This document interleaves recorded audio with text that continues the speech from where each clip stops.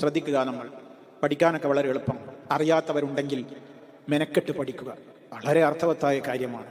നമ്മുടെ എല്ലാ പാപങ്ങളെക്കുറിച്ചും എണ്ണി പറയുന്ന പ്രാർത്ഥനയാണ്. പറയാനും പഠിക്കാനും അർത്ഥം ഗ്രഹിക്കാനും ഒക്കെ എളുപ്പമാണ്. അല്ലാഹുമ്മ ഗ്ഫിർലി, അല്ലാഹുവേ നീ എനിക്ക് പുറത്തു തരേണമേ. ഗഫറ മറന്നു പോകരുത്. പൊറുക്കുക എന്നൊക്കെ പറയുമ്പോൾ കേവലം നമ്മുടെ മനസ്സിൽ ഒന്നും ചിന്തയില്ലാത്ത നിലക്കല്ല പറയേണ്ടത്. ഞാൻ പ്രത്യേകം എന്നെ നിങ്ങൾ ഓർമ്മപ്പെടുത്തും. അല്ലാഹുമ്മ ഗ്ഫിർലി ദംബി എന്നൊക്കെയാണ് പറയുമ്പോൾ നമ്മളെ മനസ്സിൽ പിന്നെ പറയേണ്ടത് എന്താണെന്നറിയോ? ഗഫറ എന്ന് പറഞ്ഞാൽ അതിനൊക്കെ വലിയ വ്യാപകമായ അർത്ഥമുണ്ട്.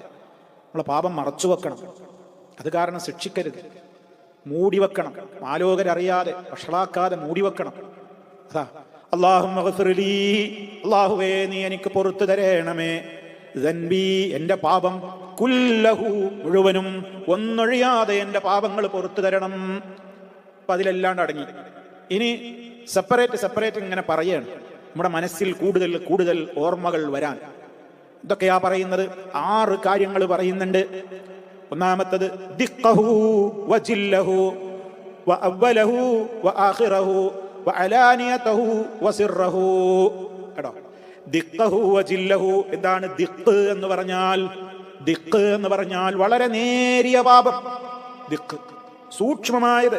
അപ്പൊ പാപം മുഴുവനും പുറത്തു തരണം. അതിൽ ഏറ്റവും സൂക്ഷ്മമായത്, ഏറ്റവും ചെറിയ പാപം പോലും നീ എനിക്ക് പുറത്തു തരാതെ പോകരുതേ. അതാണ് ദിഖഹു വജില്ലഹു. ജില്ല് എന്ന് പറഞ്ഞാൽ അൽ കബീർ, വലുതും. ഏറ്റവും വലിയ പാപവും ചെറിയ പാപം,